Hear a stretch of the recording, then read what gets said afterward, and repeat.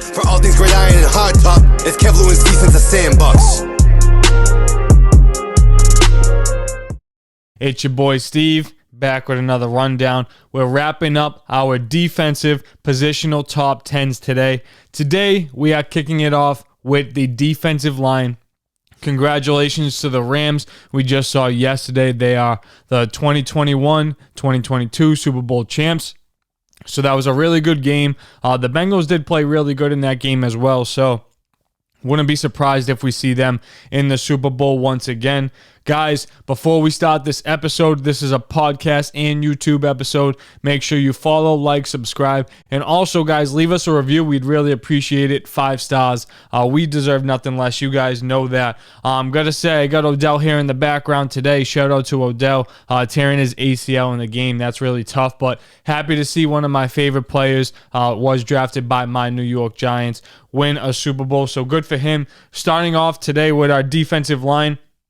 I have Cam Jordan here at 10. Cam Jordan has always been good, always been solid for the Saints, and their defense was a large reason why they were able to stay in so many games, stay competitive. So Cam Jordan here at 10. At 9, I have DeForest Buckner. Now, his numbers weren't as good as they usually are, as we would typically see, and the Colts actually blew a really good chance at making the playoffs, losing to the Jaguars at the end of the season, finishing 9-7. Carson Wentz, you're going to do better. The defense there for the Colts, you guys have to do a little bit better there as well. But DeForest Buckner has been really good, really solid. That's been a really great trade for the Colts to this point. He's been an anchor on their defense along with Darius Leonard, who we heard in our linebacker positional top 10. Now going to the next position, next is Jeffrey Simmons. Guys, Jeffrey Simmons here at 8. And, I feel like this is a really good spot. We saw his dominance in the playoff game versus the Bengals, where the Titans defense had 9.5 sacks. And Jeffrey Simmons has been really good for a long time now. And it's just about, making that whole team better. And we'll see if the Titans are going to hold on to Ryan Tannehill. We know Derrick Henry will be back healthy, Julio Jones, A.J. Brown. So that Titans team will be a contender once again. Will probably be the favorite to win that division. Here at 7, I have Brian Burns. Guys, Brian Burns at the defensive end position, always making an impact. Even though that Carolina team doesn't have too many great defenders, him along with Jeremy Chin, those two guys really stand out. And, they're really on the young side. So we'll see what happens with Matt Rule. We'll see what happens with the rest of the Carolina Panthers. Maybe next year they could be a little bit more competitive, with the Saints being in their scenario and Tom Brady leaving the Bucs. So we'll see what happens. But things are really going to get interesting in the NFC South. Now, going to number 6, this guy had a phenomenal year, probably the best year of his career to this point. And this team, had a large turnaround after their coach got fired. But Max Crosby here at 6, he absolutely dominated for the Raiders this year, was a huge leader. And this is somebody that didn't have huge expectations coming into the NFL. So shout out to Max Crosby, had an excellent year.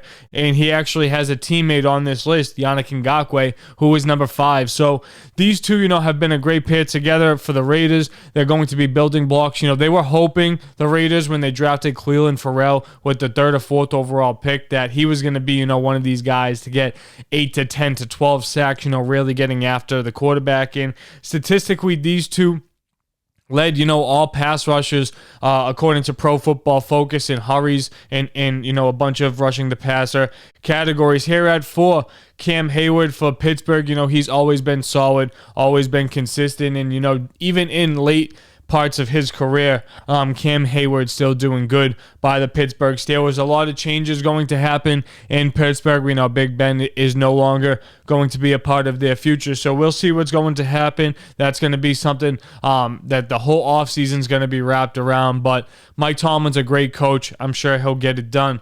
Have to say a little shout out to us, guys. These are our throwback, our first crew necks that we had. Felt like tossing it on today. Got to make sure the YouTube fans see all the merch that we got. So go to sandbox.net to get your merch. You can get your Born and Raised in Eastie t-shirts, and we have a lot more coming soon. Let us know what you guys want as far as swag products. We're always trying to please the people, and that's why we deserve 5 stars. So like I said, leave us that review. Going up on the list at 3, I have Nick Bosa what a year coming off of a torn ACL. Nick Bosa, absolutely incredible. And, it's crazy what, him and his brother have done in the NFL. But the fact that Nick Bosa this early in his career has been so dynamic, so dominant, and the 49ers, got to territory that they probably weren't expected to starting off the year, all the way to the NFC Championship versus the Rams. So, things have definitely gotten interesting. We'll see what's going to happen going forward if Trey Lance is going to take over for the 49ers.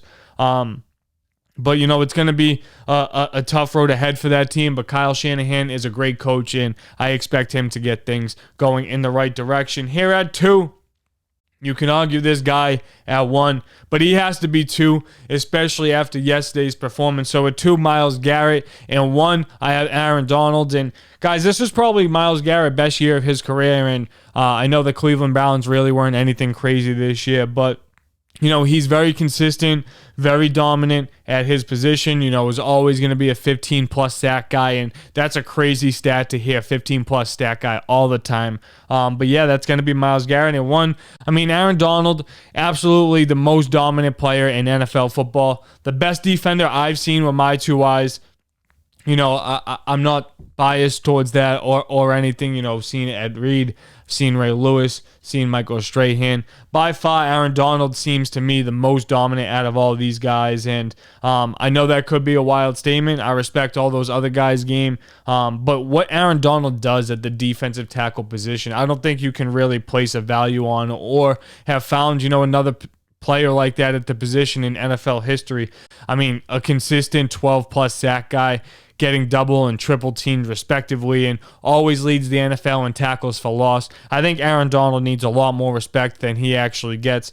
Could have, won 2 Super Bowls, could have won an NFL MVP to this point, could have won a Super Bowl MVP last night, but that was not the case. So, look, I have a lot of love for all those guys. Those are some of my favorite defenders in NFL history, but Aaron Donald is right up there with all of them. In an all-time team, Aaron Donald is my number 1 defensive tackle. Guys, that's going to wrap up my positional top 10 for the defensive line. Make sure you guys show some love. Go and listen to the rest of the rankings. Leave us that 5-star review. Like, follow, subscribe, share. You guys know the deal. Peace out. For all things great iron and hard top, it's Kevlu and Simmons a Sandbox.